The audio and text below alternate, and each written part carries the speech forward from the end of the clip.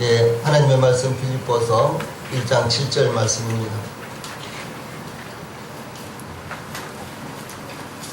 하나님의 말씀 빌립보서 1장 7절입니다.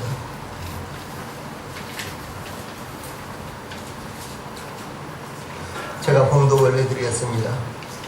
내가 너희 무리를 위하여 이와 같이 생각하는 것이 마땅하니 이는 너희가 내 마음에 있음이며 나의 매임과 복음을 변명함과 확정함에 너희가 다 나와 함께 은혜에 참여한 자가 됨이라. 아멘. 앞에 보시고 같이 한번 읽읍시다. 앞에 보시고 시작.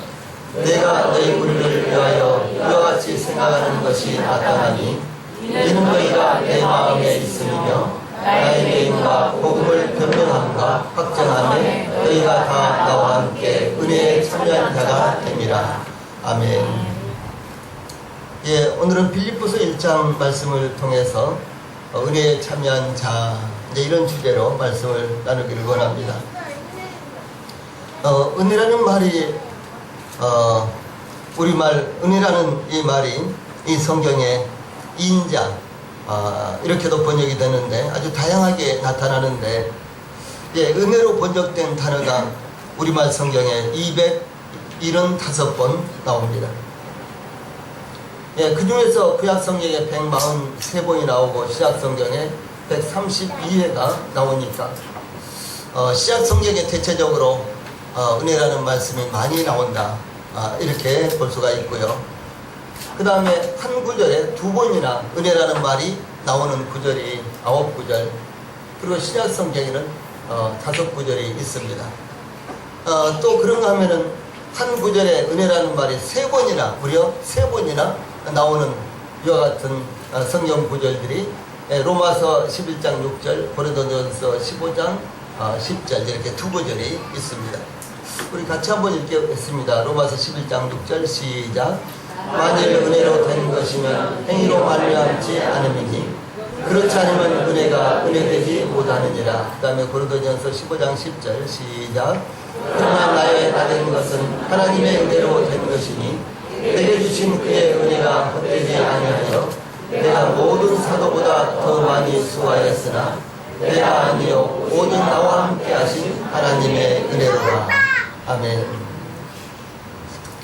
예, 은혜라는 말씀이 한 구절에 무려 3번이나 이렇게 나타나는 것은 이 성경에서도 은혜가 얼마나 중요한 것인가, 이런 말씀을 나타내고 있고요.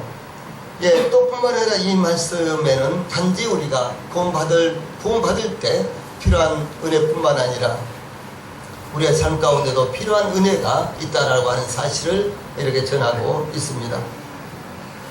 빌립보 교회는 사도 바울을 통해서 이 사도 바울의 전도를 통해서 세워진 교회였습니다. 그런데 사도 바울은 빌립보 교회에게 편지를 보내면서 나의 매임과 복음을 변명함과 확정함에 너희가 다 나와 함께 은혜에 참여한 자가 됨이라, 이렇게 증거를 했습니다. 예, 필리포 교회는 은혜에 참여한 교회였다라고 하는 사실을 이렇게 증거를 하고 있습니다. 그러면 과연 은혜라는 것이 무엇일까요? 은혜는 받을 수 없는 자에게 베풀어지는 호의, 예, 받을 수 없는 자에게 베풀어지는 하나님의 호의, 이것이 은혜라고 이제 정의할 수가 있습니다. 그러므로 우리가 죄인으로서 죄사함 받고 구원받은 것은 하나님의 은혜요, 하나님의 호의입니다. 또한 우리가 하나님을 섬기며 하나님의 뜻에 따라서 영적인 일에 참여하는 것도 하나님의 은혜요, 하나님의 호의입니다. 예, 또한 우리가 하나님을 섬기며 이렇게 하나님께서 성령님을 우리들에게 보내주셔서 우리가 하나님의 뜻을 따라서 섬기게 하셨기 때문에 이것도 동일하게 하나님께서 우리들에게 베풀어 주신 하나님의 은혜요, 하나님의 호의라고 하는 것입니다. 예, 그러므로 사도 바울은 빌립보 교회를 향해서 나의 매임과 복음을 변명함과 확정함에 너희가 다 나와 함께 은혜에 참여한 자가 됨이라, 이렇게 증거를 했습니다. 그러면 필리포 교회가 참여한 은혜가 무엇인지 오늘은 이 부분에 대해서 상고를 함으로 우리도 동일하게 이제 우리가 참여한 은혜가 무엇인지, 또 그리고 우리가 어떻게 하면 하나님의 은혜에 참여할 수 있겠는가, 이런 부분들에 대해서 상고를 하기를 원합니다. 제일 먼저 은혜에 대한 확신의 관계가 나타나는데, 이 사도 바울이 내가 너희 무리를 위하여 이와 같이 생각하는 것이 마땅하니 라고 이렇게 시작을 합니다. 이 사도 바울이 하나님의 은혜에 대해서 확신하고 있다는 것을 의미하는데, 또한 너희 속에 착한 일을 시작하신 이가 그리스도 예수의 날까지 이루실 줄을 내가 확신하노라, 우리가 확신하노라 라고 말하는 것을 의미합니다. 즉 사도 바울은 빌립보 교회의 성도들이 주 예수님의 복음을 들을 때부터 사도 바울이 로마의 감옥에 갇혀있는 그 순간까지 복음 안에서 사도 바울과 함께 동행하고 있었기 때문에 이제 고린도 교회를 향해, 이 빌립보 교회를 향해서 너희가 나와 함께 은혜에 참여한 자가 되었다라고 이렇게 증거를 하고 있는 것입니다. 이 사도 바울이 빌립보 교회에 이와 같은 복음 안에서의 동력이, 이 사도 바울이 로마의 감옥에 갇힘으로 중단되거나 가치가 저하되는 것이 아니라 그리스도 예수의 날까지 이루실 줄을 확신, 즉 주 예수님께서 다시 오실 때까지 지속적으로 이루어질 것이라고 확신하고 있었습니다. 사도 바울이 이렇게 확신하고 있었던 이유는 필리포 교회에서 착한 일을 시작하신 분이 필리포 교회가 아니라 바로 하나님이시기 때문에 그렇다라고 하는 것입니다. 필리포 교회에서 착한 일을 하신 분도 하나님이시요, 하나님께서 하시는 일이기 때문에 주 예수님께서 다시 오실 때까지 지속될 것이며 그때까지 완성될 것이라고 이렇게 확신하는 것입니다. 그러면 이 사도 바울이 빌립보 교회에 대해서 어떤 기대를 갖고 있었을까요? 그 표현을 여기에서 마땅하니 라고 이렇게 증가합니다. 이 마땅하니, 이 말씀은 당연하다는 뜻인데, 하나님께서 빌립보 교회 안에서 착한 일을 시작하신 것이 당연하다는 것입니다. 또한 필리포 교회가 하나님의 뜻을 따라 착한 일을 지속하고 있는 것이 당연하다라고 하는 것입니다. 뿐만 아니라 사도 바울이 필리포 교회 안에서 시작된 착한 일을 그리스도 예수의 날에는 완성될 것이라고 확신하는 것이 당연하다라는 이와 같은 표현입니다. 사도 바울이 당연하다라고 확신한 것은 단지 필리포 교회에 대한 확신만이 아니라 하나님에 대한 확신이었습니다. 하나님께서는 일을 시작하시고 마치시는 분이십니다. 그래서 주 예수님에 대해서 나는 알파와 오메가요, 처음과 나중이요, 시작과 끝이라 주 예수님께서 직접적으로 이렇게 증거를 하셨습니다. 이 말씀을 시작하신 분도 하나님이시요, 끝을 마치시는 분도 하나님이시라는 뜻입니다. 그러므로 필리포 교회에서 시작된 착한 일은 하나님께서 시작하신 일이기 때문에 그리스도 예수의 날까지 완성시키실 분도 하나님이시기 때문에 사도 바울은 그것을 확신하는 것이 당연하다고 이렇게 생각했던 것입니다.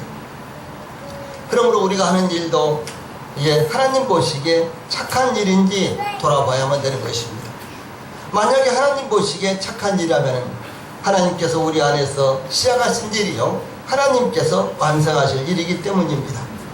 우리에게는 그것이 하나님의 은혜에 참여하는 것이기 때문에 과연 우리가 지금 참여하고 있는 일이 착한 일인지, 또 우리가 교회 가고 있는 일이 바로 하나님께서 보실 때 착한 일인지를 우리가 신중하게 돌아봐야 되는 것입니다. 두 번째로 은혜로 말미암는 사랑의 관계가 나타나 있는데, 이 사도 바울은 빌립보 교회를 향하여 내가 너희 무리를 이와 같이 생각하는 것이 마땅하니 라고 이렇게 증거하고 있습니다. 내가 너희 무리를 위하여 생각하고 있다, 내가 너희 무리를 위하여 이렇게 생각하는 것이 마땅하다라고 하는 것입니다. 이 사도 바울은 빌립보 교회를 위하여 이렇게 생각하고 있는 것을 가리켜 이는 너희가 내 마음에 있음이며 라고 이렇게 고백을 하고 있습니다. 이는 너희가 내 마음에 있음이며, 이것은 바로 이 사도 바울이 빌립보 교회를 그의 마음으로 깊이 사랑하고 있었기 때문에 이렇게 생각하는 것이 마땅하다라고 이렇게 표현한 것입니다. 다른 말로 한다면 이것은 이 사랑에 대한 다른 표현입니다. 너희가 내 마음에 있다, 이것은 사랑에 대한 다른 표현으로 이렇게 말씀하는 것입니다. 사도 바울의 마음에는 빌립보 교회가 있었습니다. 그렇다면 우리들의 마음에는 무엇이 있습니까? 우리들의 마음에도 교회가 있습니까? 우리들의 마음에는 무엇이 채워져 있습니까? 하나님입니까? 세상입니까? 교회입니까? 우리 자신들입니까? 이 시간 예배를 드리면서도 우리 마음을 찾아가고 있는 것은 무엇일까요? 하나님입니까? 또 어제까지 하던 어떤 일이 우리 마음 가운데 우리 마음을 차지하고 있습니까? 내일 해야 되는 어떤 일이 또 우리 마음을 차지하고 있습니까? 혹은 오늘 예배 마치고 누가 약속한 것이 우리 마음을 지금 채우고 있습니까? 사도 바울은 너희가 내 마음에 있음이며라고 이렇게 고백하고 있습니다. 모든 사람들이 무엇인가를 그 마음속에 품고 살아가고 있습니다. 그 마음에 품은 것을 쫓아서 살아가고 있습니다. 그것을 손에 넣기 위해서 달려가고 있는 것이 바로 이 세상입니다. 우리 성도들도 처음 구원 받았을 때 정말 하나님밖에 없어. 내가 정말 하나님을 위해서 살아야지. 하나님께서 우리 마음에 가득히 채워져 있는 것들을 경험했을 것입니다. 그러나 그 같은 마음이 1년, 2년 지나면서 점점 식어져서 나중에는 하나님이 우리 마음을 반쯤 차지하고 있다가 나중에는 하나님이 거의 우리 마음에 계시지 않는 이와 같은 삶을 살 때도 있다는 사실을 우리 모든 성도들이 기억을 하셔야 되는 것입니다. 부지런히 하나님을 섬길 때는 조금만 잘못 섬겨도 마음에 부담이 오고 하나님 앞에 기도하게 되고 회개하게 되고 그러는데 이제 그것이 보편적인 일이 되어버리면 나중에는 아예 자신이 하나님 앞에 잘 섬기고 있는지 그렇지 않은지도 스스로 점검도 되지 않는 그야말로 아주 우둔한 이와 같은 상태가 되어버린다는 사실을 아셔야 되는 것입니다. 이 오늘날은 국내외적으로 쉴 사이 없이 수많은 사건들이 일어나고 있습니다. 사상 최대의 허리케인 어마가 미국 플로리다주에 상륙해서 약 2천만 명이나 되는 이와 같은 사람들이 피난길에 나섰습니다. 멕시코만에서는 사상 최대의 지진이 일어났습니다. 북한은 대륙간 탄도탄 미사일 ICBM을 시험한 후 곧바로 2차 세계대전에 사용됐던 이 나가사키에 투하됐던 원폭의 7배가 달하는 이 수소폭탄을 실험을 했습니다.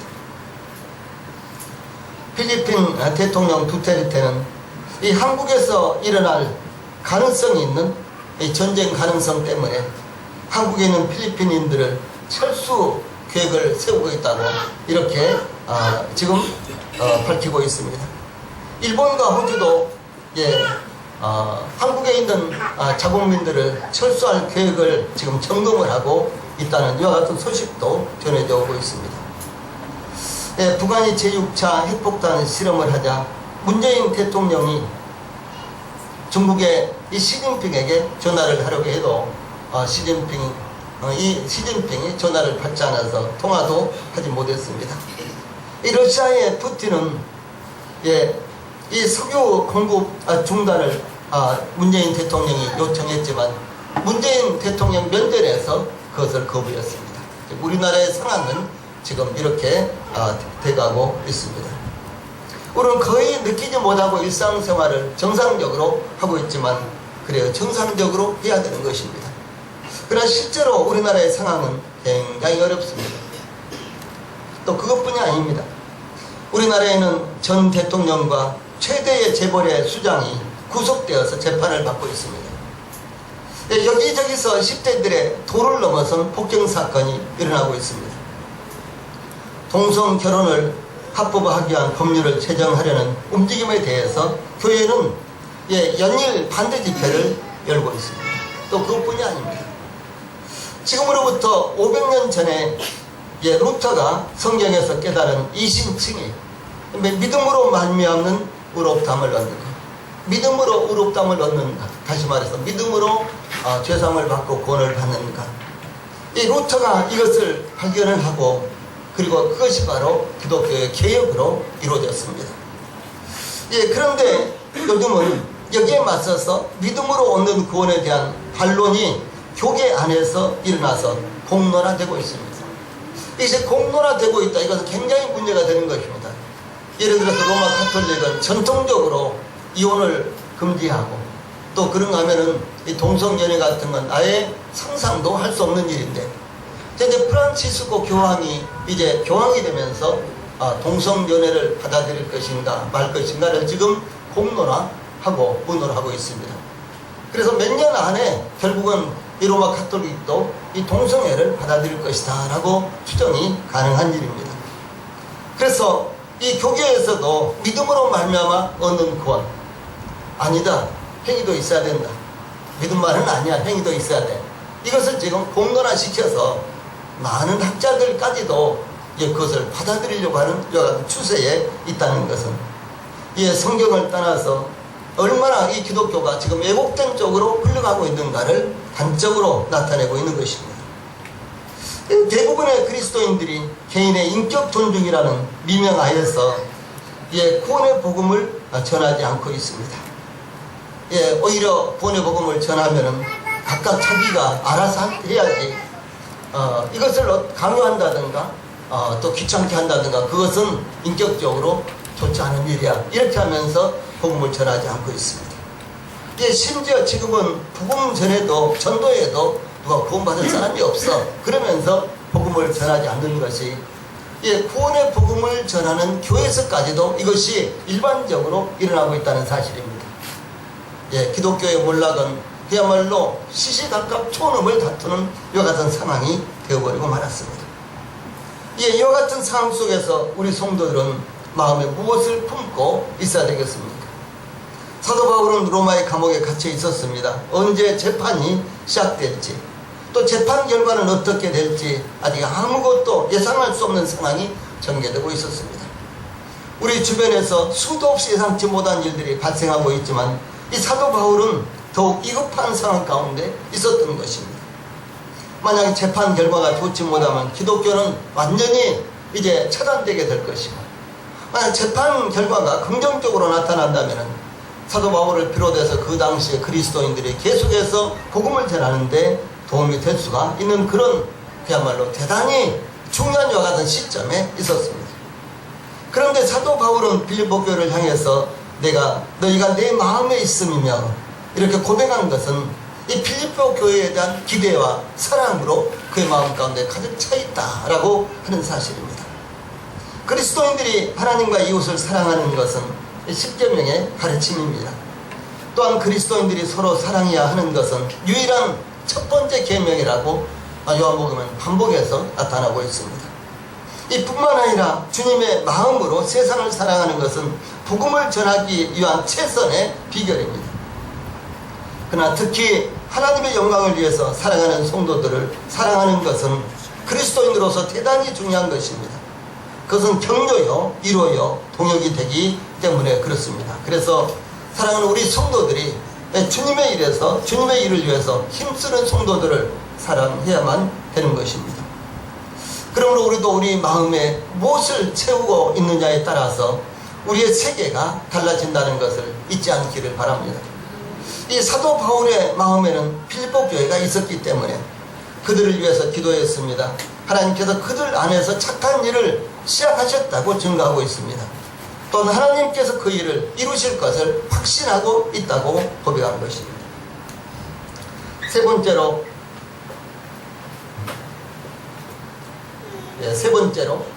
이렇게 잘 안 넘겨갔네요. 세 번째로 은혜로 말미암는 동역의 관계가 나타나고 있습니다. 먼저 필립보 교회에 대한 이 격려가 나타나는데 사도 바울은 내가 너희 무리를 위하여 이와 같이 생각하는 것이 마땅하니라고 고백한 후에 이는 너희가 내 마음에 있음이며 라고 그의 필립보 교회에 대한 사랑을 이와 같이 고백하였습니다. 이것은 사랑한다는 표현 방법보다도 더 깊은 무엇을 함축하고 있는 것입니다. 필립보 교회가 하나님의 은혜로 말미암아 복음을 위한 교제와 헌신이 풍성하고 더 나아가서 하나님께서 시작하신 착한 일이 그리스도 예수의 날까지 완성될 것이라는 이와 같은 확신을 사도 바울은 갖고 있었습니다. 이제 사도 바울은 그의 마음 가운데 이 필립보 교회가 있는 것에 대해서 이유를 밝히면서 나의 매임과 복음을 변명함과 확정함에 너희가 다 나와 함께 은혜의 참여한 자가 됨이라 이렇게 고백하고 있습니다. 여기 매임 변명함, 확정함은 모두 법률적인 용어입니다.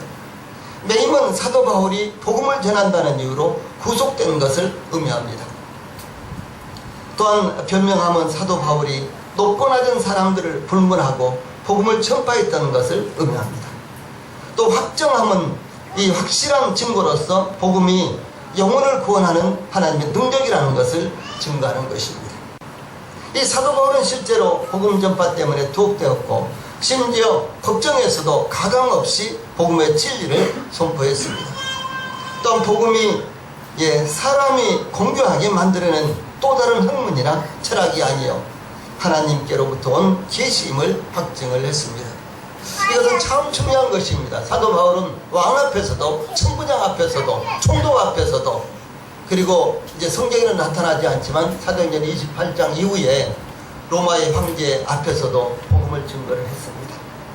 그래서 높고 낮은 사람에게 똑같이 가감없이 전했다는 사실이에요. 들을 만한 사람이냐 아니면 거부할 사람이냐, 그와 같은 것과 전혀 관계없이 사도 바울은 가감없이 전했습니다. 특별히 이제 그 당시에 유대인들은 복음에 대해서 아주 적대시했습니다. 오늘 이방인들이 복음을 받아들이고 이방인들의 교회는 여기저기서 많이 일어났고 수많은 사람들이 구원을 받았지만 그러나 유대인들은 더더욱 복음을 받아들이지 않는다거나 복음을 거부를 했습니다. 그러나 사도 바울은 그것이 문제가 아니었습니다. 높은 사람이냐 낮은 사람이냐 천한 사람이냐 귀한 사람이냐, 그 당시는 노예 사회가 있었기 때문에 그야말로 정말 천하게 여겨지는 이와 같은 사람들이 있었습니다. 아주 밤늦게만 시간을 간신히 내서 복음을 들으러 올 수 있는 사람, 여러분들처럼 저희들처럼 이렇게 주일날 그래서 시간 맞춰서 와서 예배 드리고 그럴 수 있는 상황이 아니라 밤늦게 모든 일과가 다 끝나고 주인이 다 잠이 든 후에 살짝 빠져나와서 복음을 드려야 되는 그런 노예 신분의 사람들이 많이 있었습니다. 그러나 그런 사람들을 대하든지 왕을 대하든지 간에 사도 바울은 전혀 가감없이 이 복음을 전했다라고 하는 사실입니다. 이제 사도 바울은 그의 마음에 필리포 교회가 있는 것에 대해서 이유를 밝히면서 나의 매임과 복음을 변명함과 확정함에 너희가 다 나와 함께 은혜에 참여한 자가 됨이라 라고 이렇게 증거하고 있습니다. 이 조금 전에 말씀드렸던 대로 이 매임과 그리고 변명함과 확정함은 한결같이 이 법률적인 용어입니다.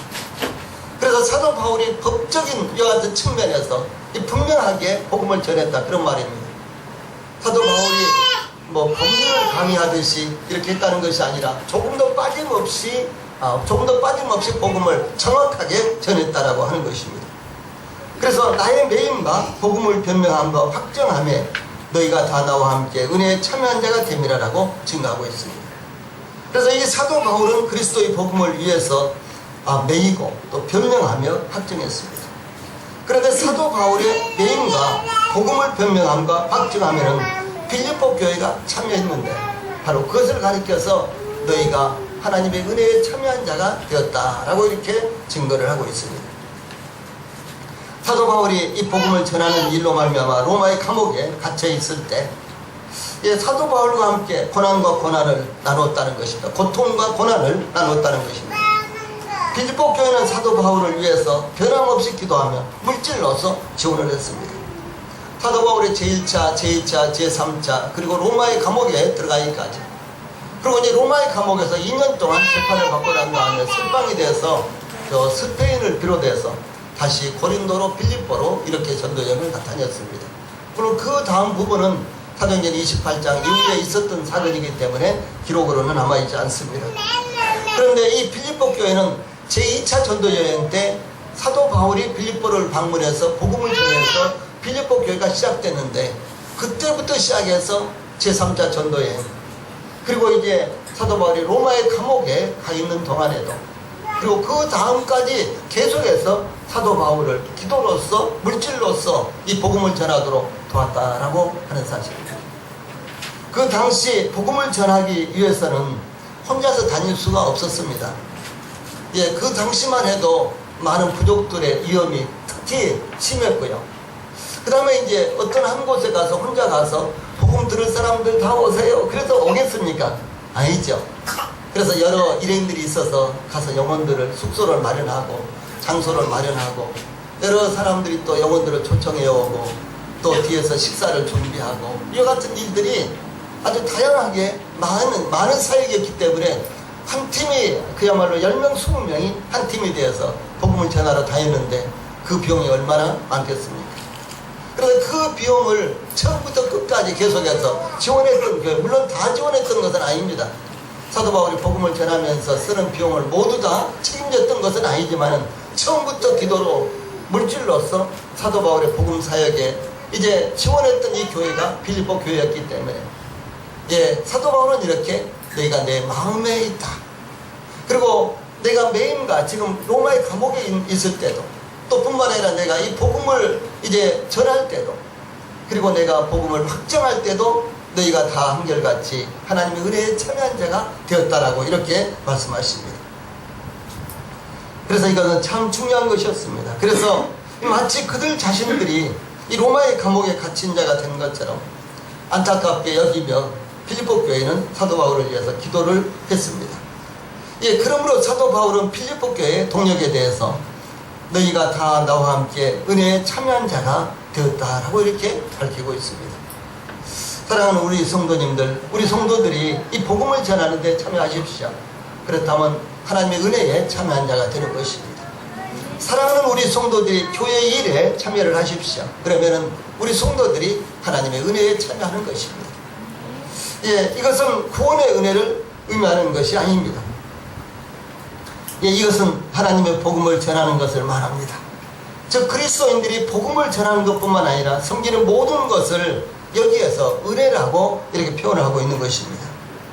우리 하나님께 예배하고 찬양하며 기도하는 것도 하나님의 은혜입니다.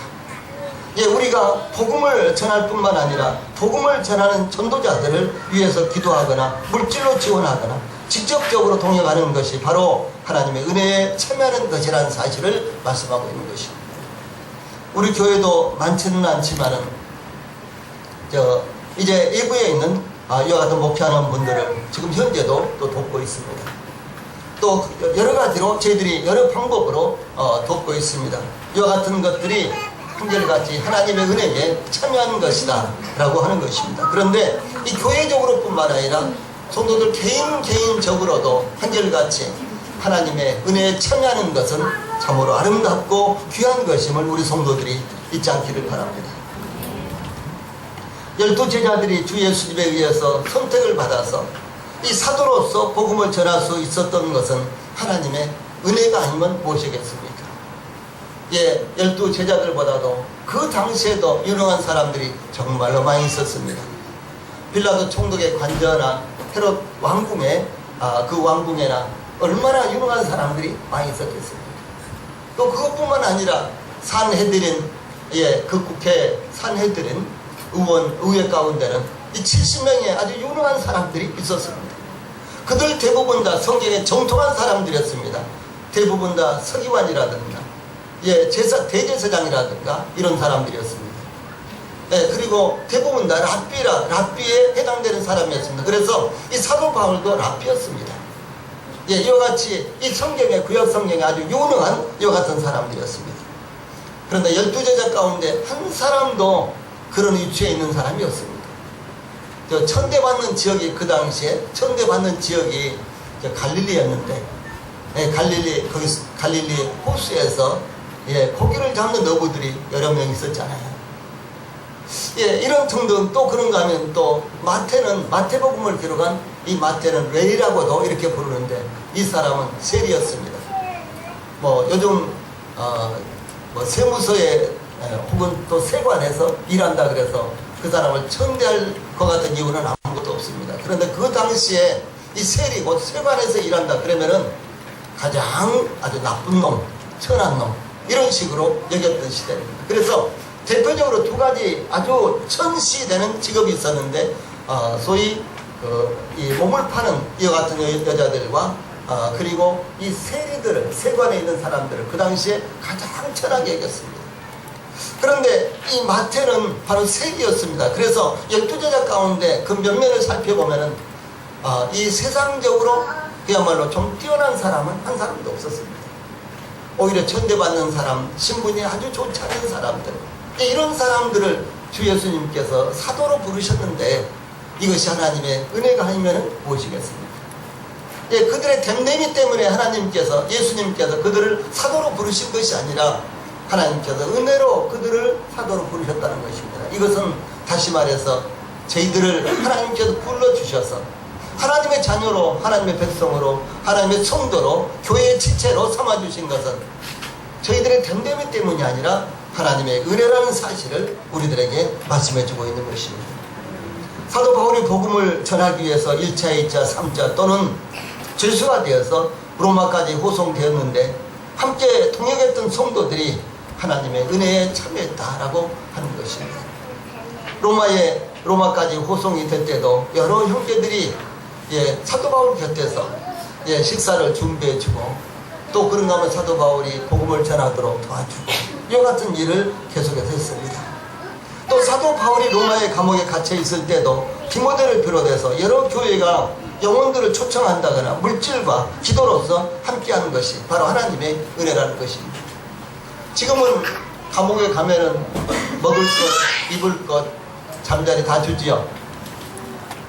그래서 그 당시에 로마의 감옥은요, 로마의 감옥에 가면은 가족들이 와서 음식을 치우다가 갖다 주지 않으면은 음식을 먹을 수가 없었습니다.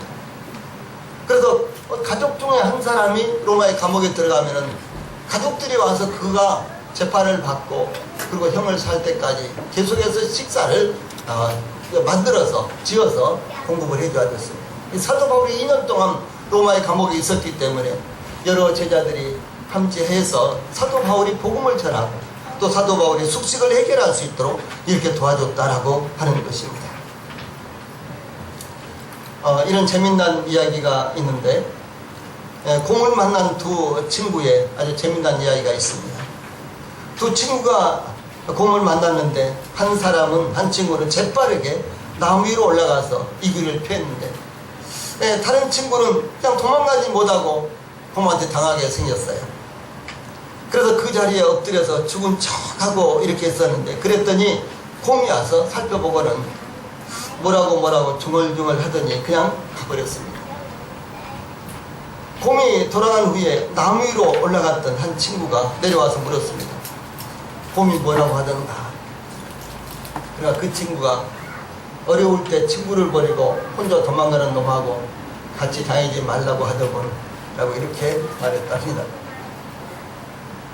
그냥 농담입니다. 하나님께서 저희들을 이 땅에 남겨두신 것은 특별한 목적이 있기 때문입니다. 우리가 구원받은 다음에 하나님께서 우리를 구원하실 때 얼마나 큰 값을 지불하고 저희들을 사셨습니까? 여러분들이 아주 귀한 보석을 산다면 아무데나 방치해 놓겠습니까? 여러분들이 아주 귀한 무엇인가를 구입을 한다면 그냥 아무데나 놔두겠습니까? 그렇지 않겠죠. 그런데 하나님께서 저희들을 사실 때는 얼마나 큰 값을 지불하고 저희들을 사셨습니까? 그런데 저희들이 죄를 금할 수 있는 가능성이 거의 100%인 이 세상에 하나님께서 저희들을 그야말로 어떤 측면에서 볼 때 방치하듯 내버려 두셨다는 거죠. 그렇게 큰 값을 지불하고 저희들을 사셨다면 저희들이 구원받은 즉시 하나님이 낚아채듯이 데리고 가셨어야죠. 왜 이 땅에 저희들을 남겨두실까요? 그래서 이 땅에 살면서 하나님의 복음과 하나님의 나라를 전파하고 건설하는 일에 저희들을 하나님께서 쓰시기 위한 것입니다. 그래서 저희들 한 사람 한 사람이 아니라 저희들 모두를 다 하나님께서 그같이 하나님의 일에 열심을 해서 서로 동역하고 그래서 하나님의 은혜에 모두가 참여하는 이와 같은 삶을 살 수 있도록 하나님께서 저희들을 인도하시고 이끄시는 것입니다. 그리스도인들은 하나님의 은혜를 위해서 부르심을 받았다라고 베드로전서 2장 21절에 기록을 하고 있습니다. 예, 하나님은 우리를 구원하셨을 뿐만 아니라 하나님의 자녀가 되고 그 나라의 백성이 되게 하셨습니다. 또한 하나님을 섬길 수 있도록 성령님을 보내주셨습니다. 이 모든 것들이 하나님의 은혜다라고 하는 것입니다. 그러므로 우리 교회 모든 성도들께서 교회에 있는 대로 하나님의 은혜에 참여하게 되시기를 바랍니다. 우리가 예배드리며 복음을 전하며 교회와 성도들을 위해서 기도하며 때로는 어렵고 힘든 성도들을 위해서 물질을 나누는 것이 바로 하나님의 은혜라는 것입니다. 우리가 구원받은 것만이 은혜가 아니라 우리가 예배드리는 것도 은혜예요. 우리가 다른 성도들, 어렵고 힘든 성도들을 위해서 기도해주고 또 격려해주고 또 물질로 지원해주고 이와 같은 것들이 바로 하나님의 은혜라는 사실을 말씀하는 것입니다. 그 결과 빌립보 교회가 이 사도 바울의 마음에 있었습니다. 또한 주님의 마음에 사랑하는 우리 성도들이 채워져 있는 것처럼 우리 주님의 마음에 저희들이 채워져 있는 것처럼 저희들의 마음에도 주님이 가득 채워져야 되는 것입니다. 이것이 바로 우리가 하나님의 은혜에 참여함으로 될 수 있다는 것 사실을 잊지 않기를 바랍니다. 찬양 부릅시다.